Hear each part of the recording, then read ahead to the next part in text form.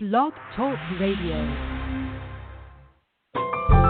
Welcome to Last First Date Radio, featuring interviews with experts in dating, relating, and mating in midlife. And now, here's your host, Sandy Weiner.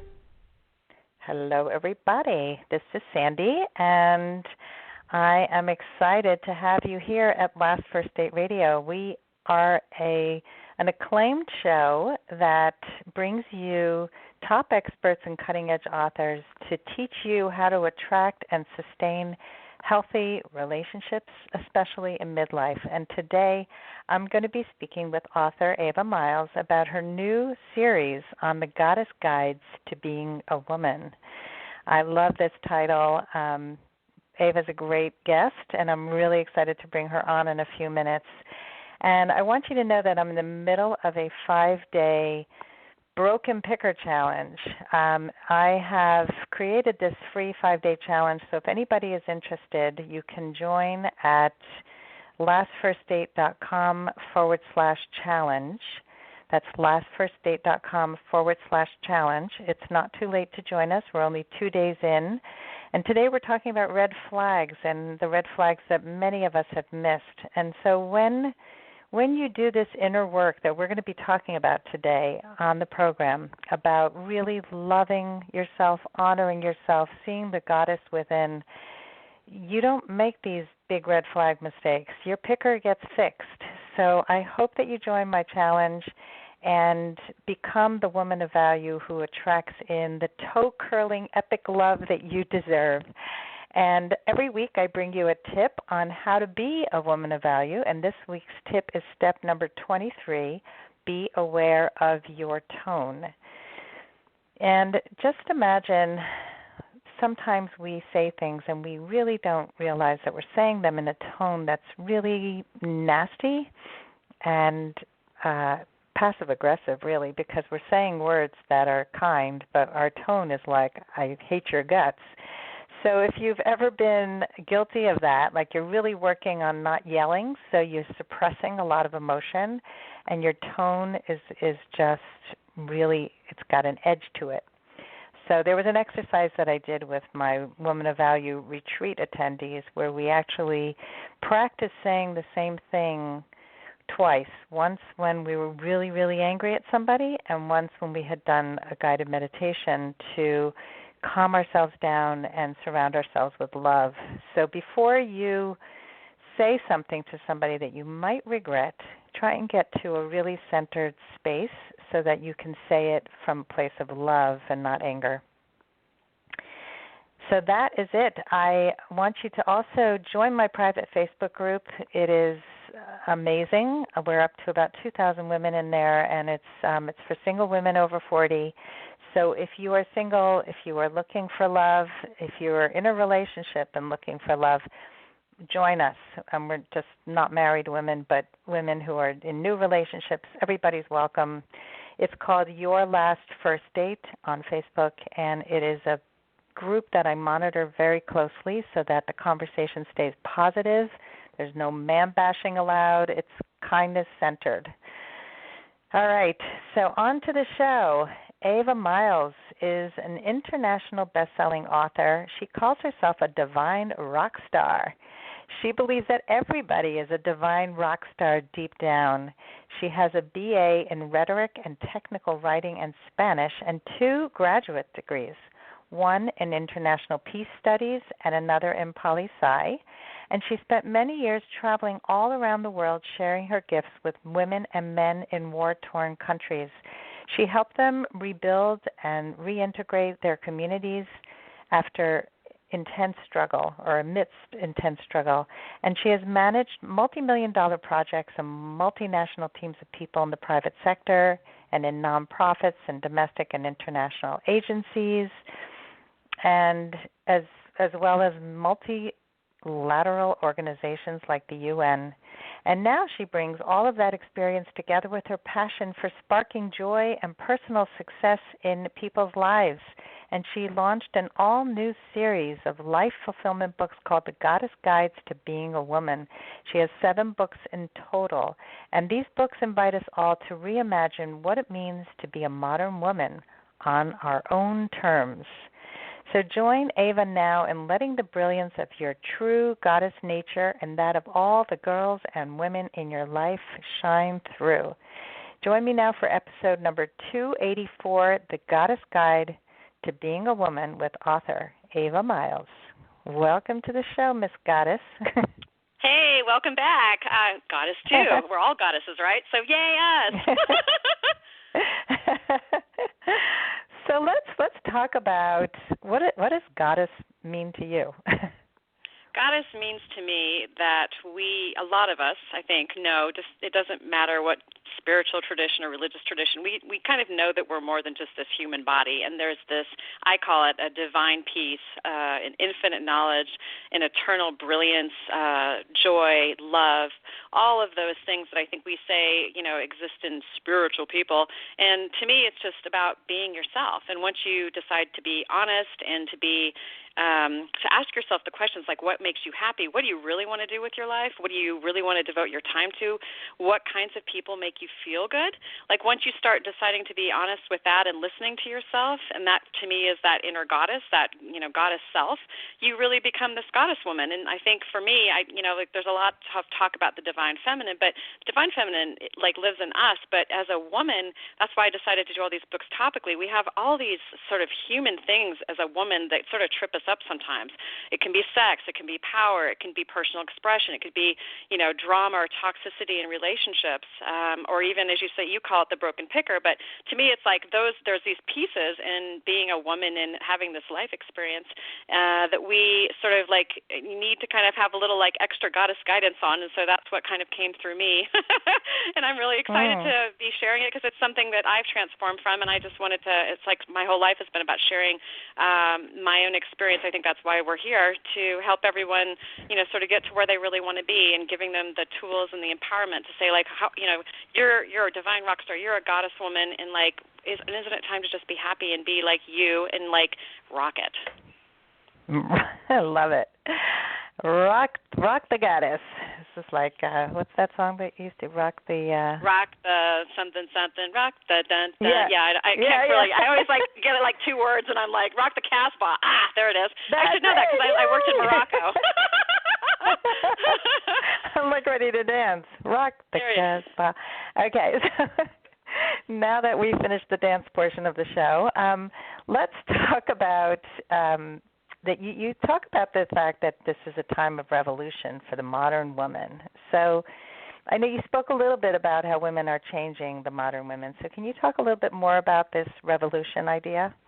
Well, I think we see it everywhere. I mean, it started, I thought it was so obvious. I mean, if you, have even been living, I would say in certain parts of certain countries I used to work in that didn't have television, you would have heard about Wonder Woman. And suddenly everyone wants to be Wonder Woman, right? And Wonder Woman is a powerful, sexy, empowered woman, basically, right? But she's a goddess. And so you see this huge arc, right, of all these women being excited, and especially little girls, because they're wow, imagine, they're starting to imagine being able to fulfill their own destiny, right? Because that's the story. And then what do we see happen? In an interesting sort of dovetail in the same Hollywood arc, it's kind of funny how this happens. We see Me Too happen, right? And all these women start coming out, and they're saying, I'm tired of this. I am not going to put up with this harassment, with this assault. I'm not going to stand for you saying I need to trade on my dreams and my gifts as an actress or as a professional or as a woman in order to get something. And so I think this is a tremendous time of that. We're asking all sorts of questions as women and also as men. We're telling men we're not going to take that anymore from some of you. Okay, but we're also standing up for ourselves, and we're saying we're raising our standards. We're no longer going to say, I was just talking with one of my dear friends who, she's, a huge self-help expert, and she was saying, she was with somebody who kind of made a pass at her this weekend, and she realized all the times when she worked that she looked the other way when somebody would put their hand on her ass because she just said it was what was done. And she just had this moment of pure jolt, this is not going to happen anymore. And I was like, well, look at you. All of us are getting, in some ways, this revolution. For me, as someone who worked corporate for a very long time in one of the most conservative power cities in the world, Washington, D.C., and then I worked in war zones, which, can have even more of an interesting lens. the conceptions of what it means to be a powerful woman, what it means to even, like, be sexy. And I don't mean, like, that's those stereotypes. So I think we're asking those questions, like, all the she deserves it or she looks a certain way and that's why this happened. Like, that's just a bunch of junk that we need to let go of. We need to start supporting each other. We need to start deciding what it means to be, like, joyful. I call it shining brightly. And, like, we all have the capacity to, like, create that inner beauty and that inner sexiness just by being us, because you can tell when someone's magnetic, right? Like, they're not necessarily having to do anything. They're just shining. And to me, that's that goddess woman self, being true to herself and just, like, literally just, I call it goddess swagger, like, just literally walking with her goddess swagger, rocking her life. And those are the people that you're just like, wow. So I think a lot of us want that, and a lot of us are having to ask some, having to ask some scary questions about why we're settling, why we're unhappy. I'm 43. I made a huge career change at 39, something that most people would have said, like, a lot of people said was crazy. And here I am, an international bestseller, self-made millionaire, and it's just, like, phenomenal. And I'm happier than I've ever been before. So, there's a formula here. Yeah.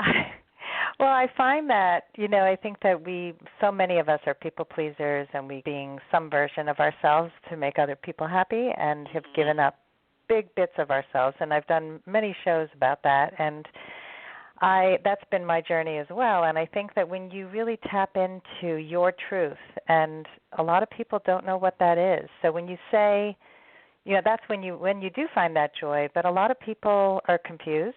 Yep. They are so distanced and have distanced themselves from themselves for so long that they don't even trust their intuition anymore. Right. That, when you say be yourself, so a lot of people also take that to mean, well, I can just, say whatever I want to anybody. I can just dress like a ragamuffin. I can put on no makeup because that's me, damn it. Right. So how do we differentiate between the I'm me and screw you, and the other piece of, like, how do people tap into their truth when they've been so distanced from it? That's, to me, the greatest journey of all the goddess guides. They might be topical, but really it's about, for me, as someone who, I resonate very much with what you said about, people-pleasing and all that stuff. I was the conformist. I wasn't the rebel. There were too many punishments involved in rebelling. And so, like, I quickly learned that was just not going to be the good track. But I think for me and for the people that I work with, because I'm also, I've got other spiritual gifts. That's why I call it a divine rock star. So there's no, like, of those pejorative things. It's really looking back at what your story has been and saying, I'm going to look at this with new eyes. And I call them, it's like you put your goddess glasses on and be like, okay, wow, I was really looking for love here, like from my parents or in these relationships or what have you. And this is what I compromised on for myself. And owning that story, and then, doing what I really believe, and I feel like probably you do it too, like literally deleting the story patterns that are related to those. Some people call them archetypes, some people call them relationship patterns, life patterns, but it's really about getting in there and digging in. And so once you start, for me, like looking at the stories, being willing to delete what your core beliefs are, because those are the things that lock them in place. If you really believe that you're not lovable, you're going to people please you're going to people please your whole life because you're trying to look for someone to tell you you're okay. And so the Goddess Guide's journey is looking at what those stories are, deleting them, and by doing that, you're sort of resetting yourself back to that inner, like, goddess, that intuition, that gut sort of knowledge, whatever we want to call it. We have so many good, like, words for them. But it's that place where you start to really recognize what that inner voice is. And it does take, it's not something that's like you just flip a switch. No, I really don't. I haven't seen that happen. Being a human being, we have that little thing called ego. And if we've been letting the ego rule us for a really long time and sort of like listening to that voice, the one that says you're not enough, and taking on other people's sort of perspectives that shame us and like do that, we start getting like really coated in all of that. And I think, like I said, the revolution is people are starting to throw that off, and they're starting to ask those questions. And that's a great first step because awareness is huge. And then from awareness comes the sense of conscious action and expression. And that's to your point about, dressing and whatever. I think some people, like, if they want to dress a certain way, like, I think it's just being aware of, like, what is that going, like, do you really care what that's going to mean for you? If you look at, some people, I was laughing. this morning or whatever, I was looking, and some people really rock the fact that they have a CD out or a song out that says explicit lyrics on it. And I was like, that's like, they think that's just awesome, and that fits very well into their industry. But if you're in a different kind of industry, like, perhaps you're not going to be in that industry because you're not going to have that's not going to be your kind of thing. So I feel like it just kind of naturally works itself out. You just got to be willing to kind of take those steps. Like I said, but it's a process, and that's why I wanted to make sure that I had, I released all 7 books at the same time. I wanted to make sure that women had the resources to look at the types of topics that they really felt the most attracted to, even on eating, for example, because so many people have issues around weight and around eating and around shame, related to, like, do they binge, do they not binge, all of that stuff, do they suppress with their emotions through food? And it was like, well, let's talk about these things, and then let's go and reset sort of to that self. But it's really about loving ourselves, right? It's really about believing that we're good enough, and that's the piece. And it's looking at the stories that have sort of thrown us off course. Because when we're born, we don't have a sense that we're not lovable. We really don't. It sort of starts to taper off a little bit depending on our experiences, depending on the kind of situation we find ourselves in, either with a family or without a family. But that's the piece, and it's getting back to sort of that purity, and I don't make purity has all sorts of triggers, right? But it's getting back to that pure knowledge of how great we are, because we really are that great. Yeah, I mean, the way you make it sound so delicious, and really the goal that most people are working towards, and yet they trip themselves up because intellectually they know these things. Like, yes, they become aware, they know the actions to take, and then they keep getting stuck. So do you have any exercises that you recommend to help people move past the saboteur? Oh, yeah, absolutely. Because, to me, I love positive thinking. I'm all about positive thinking. But positive thinking I have discovered in my own transformation, and I also speak as somebody who's got healing gifts, it just hasn't always been enough. And part of that is because we've got these stories that are locked in with all of this energy and all of this emotion. And that's what I call the backward pull, right? It's like that, I'll just take a good example from my life. That this person in your family is toxic. Every time you talk to them, they shame you. They're always saying, oh, well, you're so big for your britches now, or blah, blah, blah, blah, blah. And that you're just going to be unhappy talking to them. It's going to trigger all sorts of feelings. And you're like, why am I engaging in this anymore? Well, you're engaging because, you have this story around the fact that this is a family member, right? And it's like, even though gosh, you shouldn't let somebody talk to you that way, your standards are better, you don't engage in this with other people, you're still feeling that pull. And it's like, okay. That's when you sit back, and I can laugh about this now because, God knows I've cried about it too, right? Because you're just like, oh my gosh, right? It's like, why does it have to be this hard? Or why can't people make choices that are so much more loving and kind? Really, is it that difficult? And it is sometimes, it seems like, for some people, right? So for me, usually what I go and just say is I'll ask just a simple question, anywhere I have fear or shame that's running my decision here, I'm just going to transmute and delete it. I'm just going to forgive myself for believing I need to engage with this. And then I take a breath. And usually there's all this emotion that kind of rises, because to me emotion is there's energy, right? We can talk about quantum physics and all that jazz, but that's just too technical. But it's like emotion and stories and words have such power, and that power has all this energy. And once we start to actually be consciously deleting it and letting it go, it's huge. That's why forgiveness is so huge, because we're letting go of all this grudge energy, all of this angst, all of this anger. It's so liberating. But, man, sometimes it can get so hard, right? Because, that, asshole, jerk, blah, blah, blah, blah, blah, we get into victim speak, right? They did this to me, or, blah, blah, blah. And stepping back, I talk a lot about, looking at the language we use. Are we using victim-perpetrator language, or are we using goddess kind of language, which is I feel this, or I see this, I see things this way, And so it's shifting. It really is shifting how we see the world, and it's getting back to that perspective of, we're human, and can I say shit? Shit happens. Sure. I just said it. Things happen that hurt us, and, things come out of the woodworks, as we say, that you don't see. So-and-so suddenly, that you've been married to for 12 years has been cheating on you for the last year and leaves you for someone, and you're left with this huge, hole in your life. You don't really kind of know where to go with it. But all you suddenly start to realize is when you look back at all the men that you've dated, they all fit the same pattern, and you were looking for the same thing from each of them because you were looking for that in yourself. And that's when the good stuff starts happening. And is there going to be grief? I mean, I always say I don't Pollyanna anybody because I had, a lot of years of very serious, when you look back at your stories and you look back at the things that kind of hurt you, man, you got to let that go. And there are tears. There are, there's sadness, there's anger.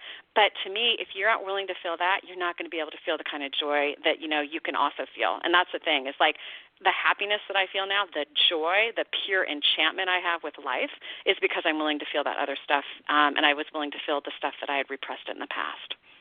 And that's I think everyone's journey, Yeah, that's so important what you just said. So much of what you just said, but I think that last piece where it's not just about the pleasure, it's about feeling the pain. All your feelings are valid feelings, and instead of running away from fear, move towards it. Really explore it, because often fear is just a big gaping hole. We don't even know what it is, and when you move into it, you go, "Oh, that's what that was." Okay. Yeah.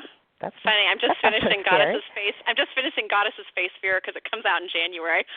I've been talking the whole book is about facing fear and how absolutely critical that is.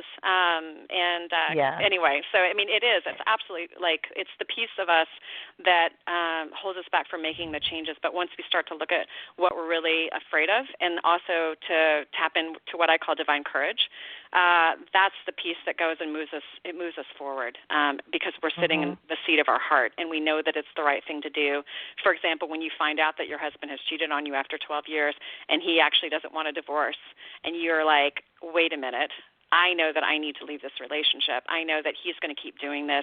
He hasn't been honoring me as a woman, as a wife, as a lover, as a friend, as a companion for years, and I've been unhappy. That's when you put the seat of your heart and you say, I need to go, and I need to expect that there is going to be a man that's going to show up for me. It may not be, in 6 months. I may need 2 years. It doesn't matter. I just know that it's going to be wonderful because I finally am going to get the love that I deserve, that I want.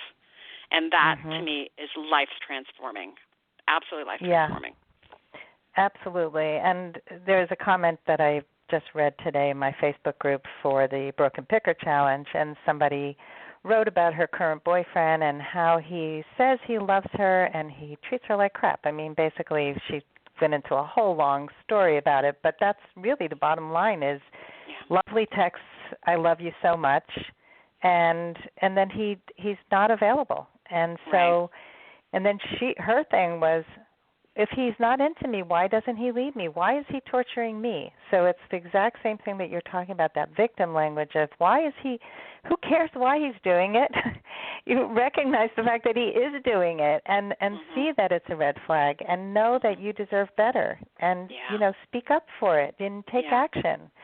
And that's where it takes a lot of strength, because if you're repeating stories from your past, if that's what happened in your family of origin, then that's what that feels normal. That feels like love. And so when you don't have that line in the sand, because most of us don't know what so-called normal looks like and feels like, then it's really hard to find it and to to go for it. So that was part of my training in the beginning when I started this whole process after my divorce, was to really find out what is an emotionally dangerous person to me, and why did I ignore red flags in the past. And so once you figure that stuff out, it's like, it's so easy to just say my ex-husband was he was the one who was wrong about everything, because I tried really hard. But I was part of it. We're all part of it. We're all part of the relationship, whether we like it or not. So, and it's not about shame. It's not about blame or shame. It's really about rising up to your best self and saying, I don't want to be in this position anymore. Like you said, I want to be in this divine place, not in this victim icky place where I let somebody else control me. So let's talk about replacing goddess woman with some of the labels that women carry today. So what are some of those labels, and how can they replace them with goddess woman? Golly, well, stressed out mommy. That comes to mind this time of year. Unappreciated.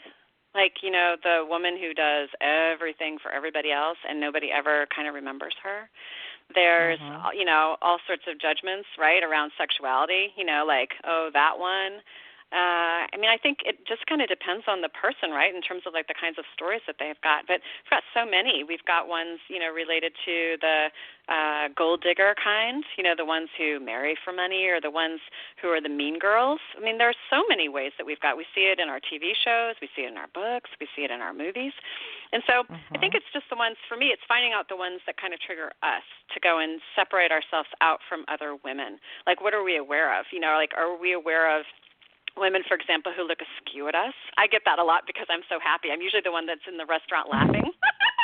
And, I'll get these, like, looks from these very serious women who, obviously probably could have worked in a librarian for much of their life. And they just don't want to be around or hear anybody happy. Like, you can just tell. They would rather be in their happy. They would rather be in their cloak of misery and not believe that anybody could be as deliciously happy, that the wait staff could literally be beaming as they're standing next to them because they're actually treating them like a human being. And they're actually engaging. They actually might know their names. Like, they don't want to, like, even consider that a world like that could exist. And then I just bless them because it's like, I really hope that you decide to be happy for yourself, but I'm not going to take on your judgments about me. I mean, I can feel it sometimes. And it's like, but you know what? I'm not going to dim down my happiness. I'm not going to dim that down because it makes so many other people happy. But it makes me happy. It's not my responsibility to, like, make her feel different.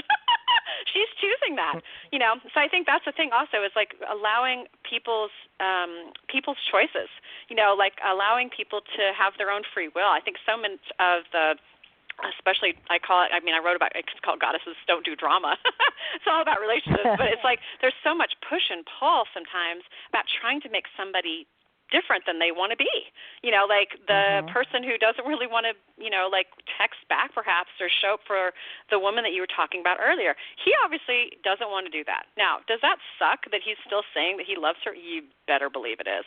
Like, really? Come on now. But also, like, is she going to continue to engage with him like that? Is she going to say, like, okay, I'm willing to settle for that kind of, like, attention? That's her choice. But if he doesn't want to engage, well, then maybe be like, okay. Like, I just say we can bless it and we can part ways. One of the things that was a huge revelation to me, like a few years ago, I was in a group trying to meet other women because I was trying to make more friends, part of, like, building my own life too. And I just was like, I am not happy here. I am not, like, enjoying this conversation. They're not talking about things that, like, really I want to talk about. Some of it was gossipy, some of it was unkind, some of it was very fear-based. And as I was leaving, I was like, I really need a different perspective because I was like, I don't want to feel judgmental. I don't want to feel that way. And so suddenly it was like my inner guidance was just, you just aren't a good match. You just aren't a good match. And I was like, that's great. Yeah, that takes the judgment all away. You want to focus on this stuff. You want to be unhappy here. Like, like if I asked you, would you say you're happy? Probably not. You want to focus on these types of things. Great. I'm just not going to participate. So we just part ways. And the other thing is you talked about attracting things, earlier. I would call it manifesting or what have you. Once you start making those decisions, you aren't going to cross paths with that anymore. You might see it and be like, okay, you can bless it. Like, wow, golly, people are still making those choices. Like, okay, good for them. That's just how they're choosing to live their life. But you're not going to, like, have that anymore because you've decided. I mean, that's one of the Goddess Guides books is Goddesses Decide. But you want to reclaim your personal power, you've got to make decisions about what that's going to look like. So much of that victim speak is also victim living. And if you really want to change your life, you have to take ownership for it, and you have to actually make decisions around what that's going to look like, as opposed to saying life just sort of, like, swept you away or carried you away or passed you by. Like, those are all victim speak. But when we make decisions, when we start to say, like, these are the kinds of things, these are the kind of values that I want in my life, that's just going to weed out a whole bunch of people because you're going to cross them maybe, or they're going to come back around. Sometimes that happens, too, because we have to make sure that we've decided completely. I always laugh when that happens. Like, oh, good, so-and-so got in touch with me. It's just like, yeah, I'm completely 100% all the way, like, not engaging in this anymore. Yay me. You know? So I just bless it. I bless them, and I let it go. Yeah. I love that. I mean, the universe will bring us these lessons over and over until we learn them. It's like, okay, got it. I don't need that anymore. Thank you. But I do remember even in the beginning of my dating after divorce, I would attract in so many victims, you know, people who would talk about their financial issues on the phone for like 3 hours, and I wouldn't get off the phone. And I was like, oh, my God, I had so many boundary issues, and I still was feeling like I had to be a people pleaser. I never attract that anymore. Never. It's like it doesn't even cross my radar. So I think that we, you know, I like the blessed in part ways. I think that a lot of this is also changing expectations, that don't expect somebody to be who they're not, see who they are, pay attention. They are not going to change their stripes. They show you who they are right away. Don't ignore it. But this is wonderful. So I love the last statement you made as we come to an end here about claiming your power, taking ownership for it, and making decisions to support that in order to change your life.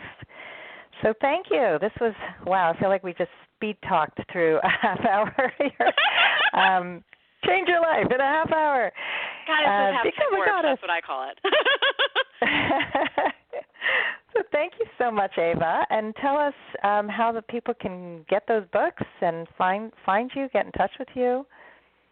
Great. All of the books are on all the retailers, Amazon, Barnes & Noble, iBooks, Kobo, Google Play. You can also go to my website at avamiles.com. I've got a Facebook page, which I always call my front porch of, like, positivity and happiness, on Instagram, on Twitter. But like I said, you know, I hope that everyone takes this really special time to revolutionize their life and revolutionize, like, the true being, which is, like, you're a freaking goddess woman, rocket girl. I love it. You're a freaking goddess woman, rocket girl. Thank you so much. I really keep spreading that goddess love out into the world and change more lives. Yay, yes. Thank you so much for having me on. I really appreciate it. Oh, my pleasure. All right. And thanks, everybody, for listening today, and I hope you go on your first date very soon. Have a great one.